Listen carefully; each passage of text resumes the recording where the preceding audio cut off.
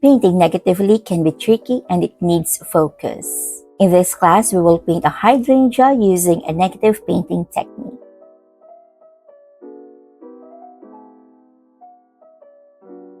Also in this class, I will share the perfect purple mix that can be reddish or bluish. I will also explain what negative painting is and how would you apply this challenging and tricky technique by painting a hydrangea. I am Bianca, a watercolor artist. I paint realistic flowers and fruits. This class is open to any level in watercolors. I provided a downloadable file in which you can get the reference photo, the outline drawing, the list of materials I use in this class, and the list of the colors to mix the perfect purple you can use in any painting. Since this class is focused on just one watercolor painting technique, I suggest watching my first Skillshare class titled Painting Realistic Apples in Watercolor Confidently, where I have lessons about transferring an outline drawing to your watercolor paper, watercolor consistency, brush strokes, and watercolor techniques. This class has just one project, which is the purple hydrangea with 3 leaves.